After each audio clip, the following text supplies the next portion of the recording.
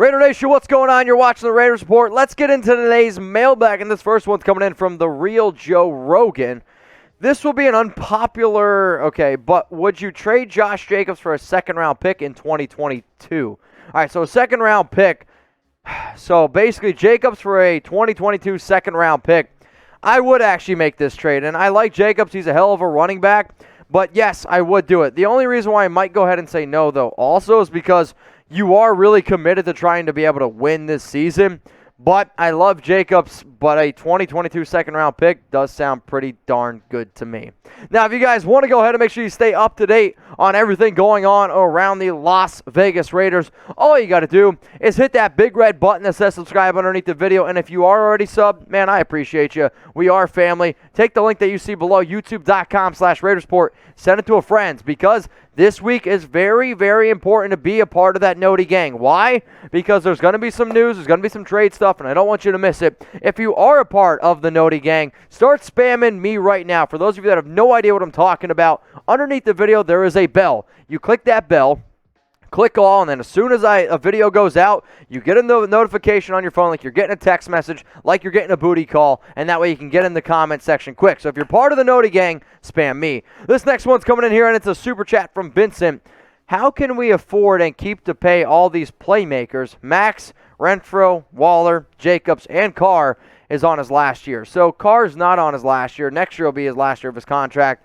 I mean, that's the thing. You got to decide. You're going to keep Max Crosby. He's going to make $20 million a year. You keep him. I do think you figure out a way to keep Hunter Renfro as well. He's probably going to make $6 or $7 million. Darren Waller, if you're going to give him a brand new contract, he's probably going to end up getting like 15, 16, 17 million. And Jacobs, you let him walk. You're not going to extend him. And then, yeah, you got to figure out what you're going to do with DC because he's making 19.9 next year. But if he gets a contract that I actually think he deserves, Carr easily could ask for over $35 million a year, and it would be 100% fair. But if he takes a team-friendly deal, maybe sign something for like $30, $29 million a year. But you're right. There's going to be a lot of tough decisions coming up here for the Raiders. Let's go to Bobby Schnieder. I read that Melvin Ingram is on the trade block. Should we reunite him with Gus?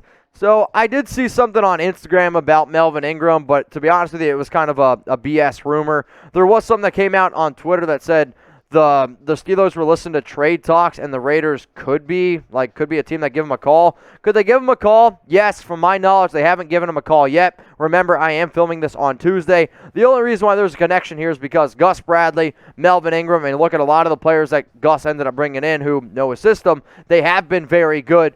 Personally, though, I think Melvin Ingram at this point is kind of washed up, and it would mean bad things for somebody like Malcolm Kuntz. Like, if they're going to make this, it means they have no confidence whatsoever in Kuntz. Go to Bone Daddy 24, Jeremy's burner account. Mitch, who do you think the Raiders can get in a trade, and who should they go after in a trade?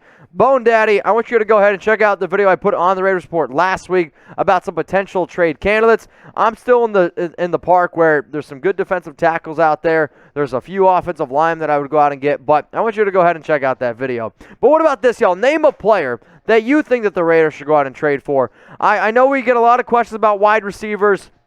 I don't think there's any reason to trade for Allen Robinson. No reason to trade for OBJ. The only offensive players that I'm going out and trade for is probably a center, and then definitely a right tackle, and then on the defensive side of the football, corner if some of these other injuries are a little bit more severe. Let's go to bball_dog_1999. Mac and DeVante Adams coming next offseason. Mac just didn't like Gruden and Carr will get us Adams. Here's the issue, though, and I love DeVante Adams, okay? Love him. Are you going to pay DeVante Adams probably $25 million a year when Henry Ruggs, Brian Edwards, and Hunter Renfro has played as well as they have? Plus, you got to worry about Darren Waller. If you go out and get DeVante Adams, I don't think you're going to have enough money then to extend Crosby. Like the Raiders' priorities this offseason, extend Max Crosby as quick as humanly possible. You're going to have to give Darren Waller another extension because he's going to want one. So you do that, okay? Then what about Derek Carr? Cool. If you go out and do those things for Adams and Mac, Carr's going to have to take a significantly cheap contract, and I just don't see him going ahead and doing that. All right, next thing coming up here is from Raphael Solano. Do you think Carr and DeVante Adams can potentially reunite next year? Do I think it's possible? Of course, right? Like anything's possible. I know Carr wants Adams, and he said it. But again, if you do that, you're kind of putting Brian Edwards and Henry Ruggs on the back burner a little bit, even Hunter Renfrow. And both of those players and all three of those guys have done, I think, a phenomenal job in their player development. It's not a matter of, do I want DeVante Adams, but could I use that $25 million or whatever the hell you're going to pay Adams, and could I put that on the defensive side of the football? Could I use that on one of the better offensive linemen? It's just, I love Adams, and everyone watching knows that I love Adams, but it's not really our biggest need. Wide receivers we're okay at. I'll take that $25 million, and I'll invest it in some other areas. Let's go to Project 1337. I felt like Gruden held Carr back to a certain extent. He looks more comfortable than years past. He seems to have total control and confidence. I thought one of the most interesting quotes that I saw, I believe it was from Kenyon Drake after the very first game, where he said the Raiders' offense was just a lot more simple, and it reminded me a lot of what some of the defensive players said about Paul Guenther's defense, where if something's really overcomplicated, you got to think and you can't just react. You saw players now, they are just reacting, and Gruden's system was super, super complicated, and Bisaccia's and Greg Olson's does look a lot more simple, and Carr looks hella good, man. 31 of 34, 323 yards, 2 touchdowns, and a pick. You want to hear a cool stat? Derek Carr has 2 games in his entire career where he's had over 30 completions and over a 90% completion percentage. He's got 2 games. Only one other quarterback in NFL history has 1.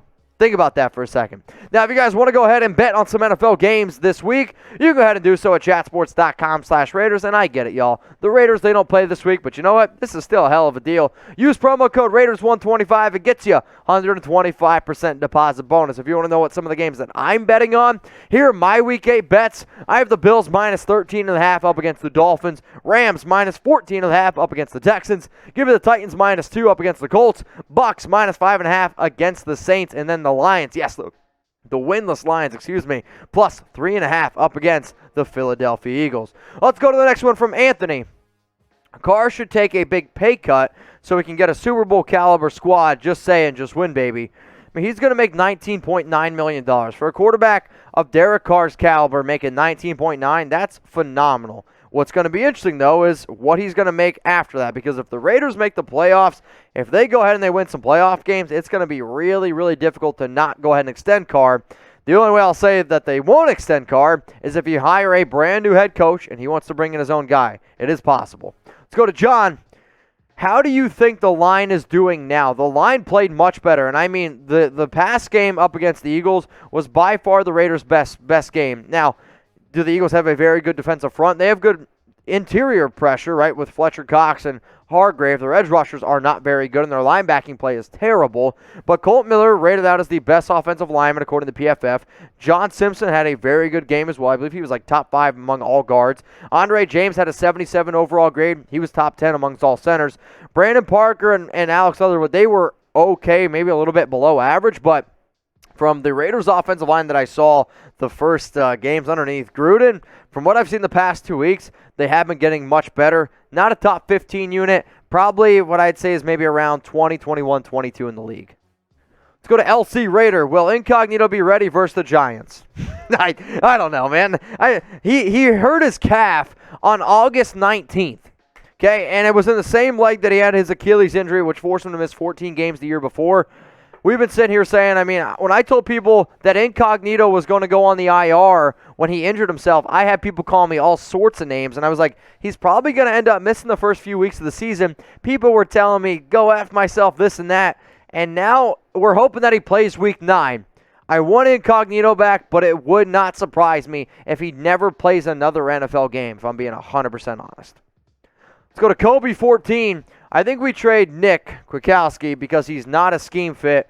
If not, he is cut. You're not going to cut Kwiatkowski because if you cut Kwiatkowski, it costs you like $16 million against your cap, which that don't make any sense. He's a good linebacker. I agree with you. It doesn't make a lot of sense for a scheme fit. I could see the Raiders try to trade him. The issue is there's probably not going to be too many teams out there that want to trade for him. And now, luckily, I will say his cap hit this year actually is only like $970K because they moved some of his contract back. So maybe a team does want to go out and make a move for him, but, man, it would kill me a little bit because quit's one of my dudes. Let's go to Jordan. Paul Guenther is the scary. Yep, I mean, you're right. If you want to dress up as something horrifying, dress up as Paul Guenther. That's probably the number one thing that you could be that would scare away a lot of Raider fans. Perfect. What is going to be your Halloween costume this year? That's literally perfect. I think Jeremy's literally said that's why I picked it. So, what is going to be your Halloween costume this year? Let me know down in the comments. I'm going to be looking. I'm going to post my Halloween costume. I know I got 2 Halloween parties this upcoming weekend, which I'm going to be excited about. I'm dressing up as Squid Game, so I'll let you see what my costume is going to be, but it's going to be a couple costume with my girlfriend and Chuck as well. But, hey, let me know what you guys are going to be. Let's go to Temps Dg. I like the Willie Snead cut because I always thought Turner or Stoner would be more productive. So it was 2 things. Snead was cut by the Raiders, but it was also because he asked to be released. It was very similar to the John Brown situation, but I agree that there was more upside with Turner and Stoner, but it also goes to show how well a lot of these younger Raiders receivers have played this year. Let's go to Christopher McGuire. I honestly think Snead was cut because Jalen Richard or Drake can line up at wide receiver. No, Snead was cut because of how well the Raiders receivers have played, and his agent literally said there's teams out there that are interested in Snead, which I don't really buy because it's the trade deadline. If a team was really, really interested in him, they'd make a deal for him. So it was like, hey, ask the Raiders to cut you. We could potentially sign you to a practice squad. Let's go to Kyle Sluka. Do you think Abram is better than Jamal Adams? No. I do think, though, that Abram is I would rather pay Jonathan Abram the money he's making than what Jamal Adams is making, because I really think that Adams in today's NFL, to get paid what he has and to give up 2 first-round picks for a guy that can't cover, it's kind of suspect. And realistically, a lesser version of Jamal Adams is Jonathan Abram, but no, I'll still take Jamal Adams. Let's go to FloRaider. Trade for Taylor Decker. Oh, man, big old Taylor Decker. This could be an interesting move for Las Vegas.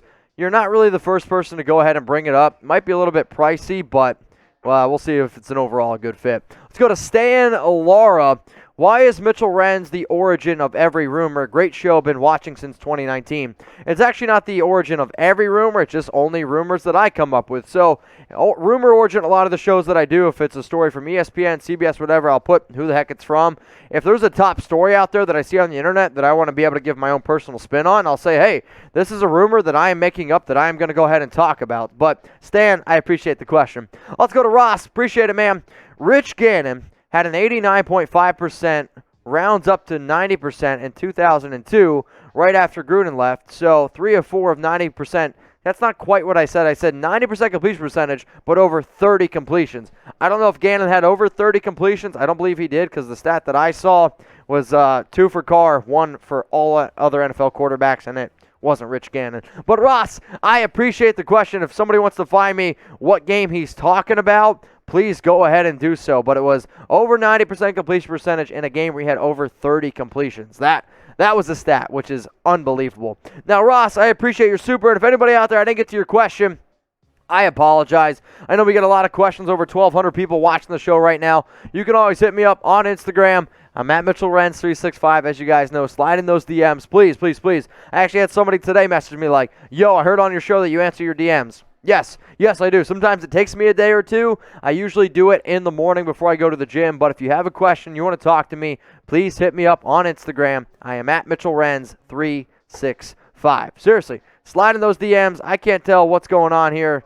So hit me up, guys, on IG. Jeremy's taking a little cat nap here in the background. So he's, I think he's picking his you-know-what. But this mailbag is getting ready to end. We are going to go to one more super chat, though.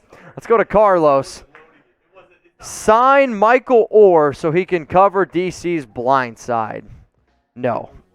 I think you're trying to make a joke here, but I'm not going to fall for it. I'm good on Michael Orr. Colt Miller's got DC's blind side more than covered.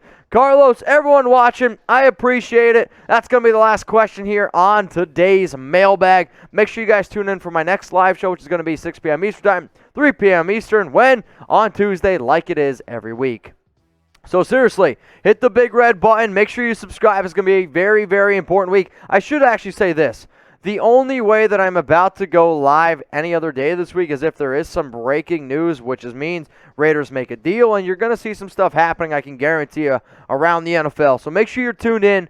Make sure you don't miss anything. Join us every single Tuesday for our live shows, 6 p.m. Eastern Time, 3 p.m. Pacific.